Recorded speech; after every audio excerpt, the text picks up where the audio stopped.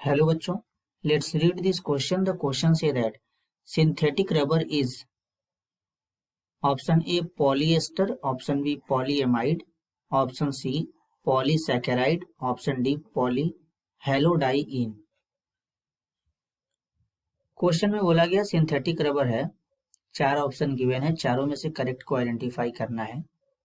तो सबसे पहले समझेंगे की कॉन्सेप्ट।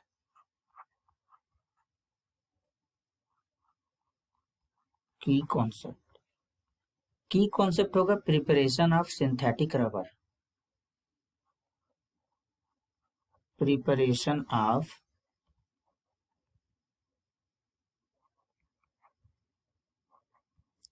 Synthetic rubber.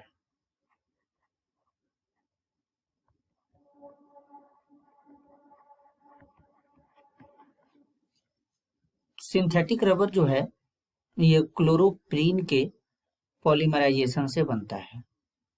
क्लोरोप्रीन का फॉर्मूला कुछ इस तरीके से होता है CH2 डबल बॉन्ड Cl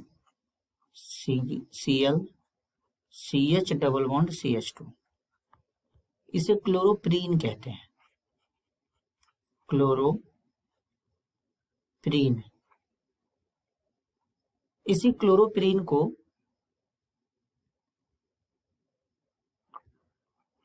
2-क्लोरो 1,3 ब्यूटाडाइइन भी कहते हैं।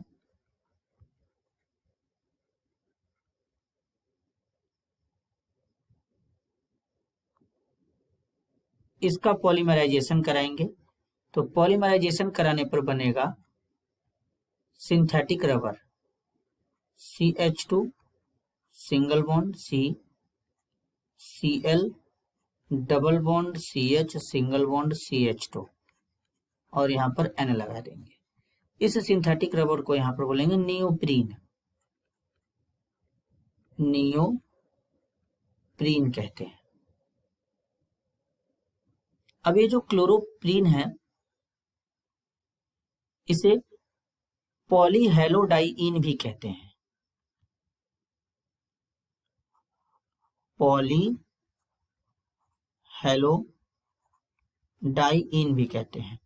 पॉली का मतलब होता है कि यहाँ पर N मोल लिए हैं तो ढेर सारे यहाँ पर ये मोनोमर हो जाएंगे, और हेलो का मतलब यहाँ पर हेलोजन है, जैसे हेलोजन में क्लोरीन है। डाइइन का मतलब है कि यहाँ पर 2 डबल बॉन्ड है। तो यहाँ पर जो सिंथेटिक रबर है ये पॉलीहेलोडाइइन के पॉलीमराइजेशन से बनता है। तो यहाँ पर जो करेक्ट ऑप्शन होगा वो होगा डी। अब इनकरेक्ट ऑप्शन जो है उनको भी एक बार यहाँ पर देख लेते हैं, जैसे कि पॉलीएस्टर।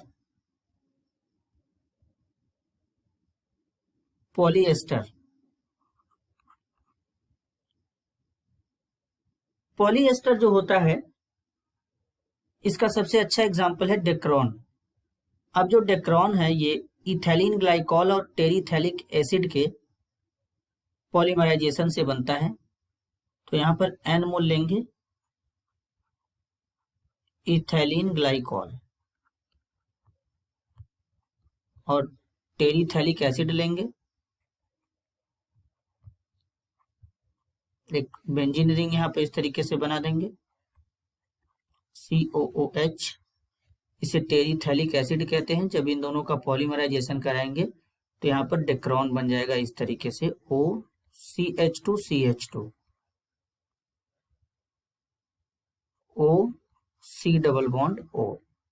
अब एक रिंग यहाँ पे इस तरीके से बना देंगे benzene ring, C double bond O N लगा देंगे। इसे डेक्रोन कहते हैं।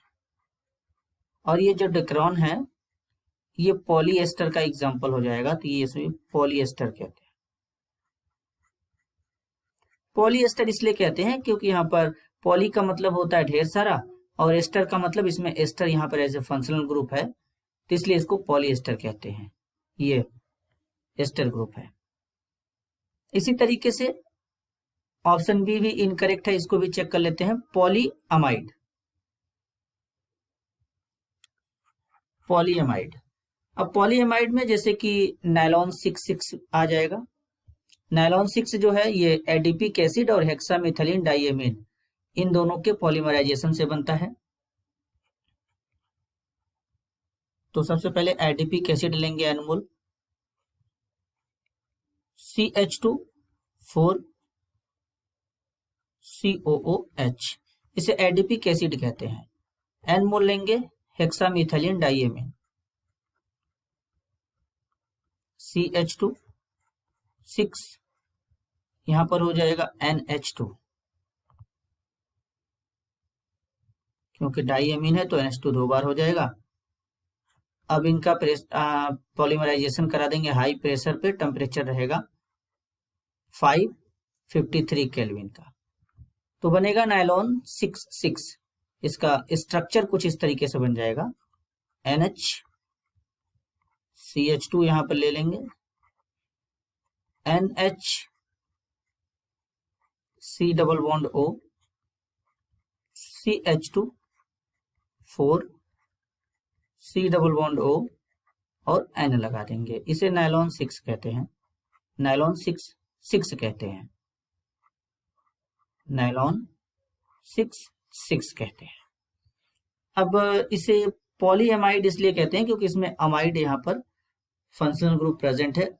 ढेर सारे होंगे तो पॉलीएमाइड हो जाएगा, पॉली का मतलब ढेर सारा होता है। इसी तरीके से ऑप्शन सी को चेक करेंगे, पॉलीसेकेराइड। पॉलीसेकेराइड जो होता है ये नेचुरल पॉलीमर होते हैं और इसका एग्जाम्पल होता है जैसे कि स्टार्च, स्टार्च होता है,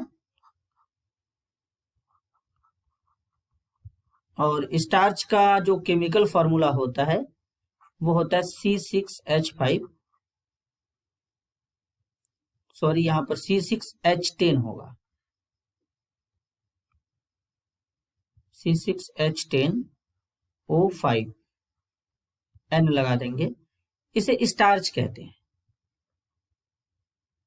तो ये नेचुरल पॉलीसेकेराइड होता है। तो अब यहां पर जो करेक्ट ऑप्शन है, करेक्ट ऑप्शन होगा डी, पॉलीहेलोडाइइन, जिसके पॉलीमराइजेशन से सिंथेटिक रबर बनता है। This is your answer. I hope you understood it well. All the best.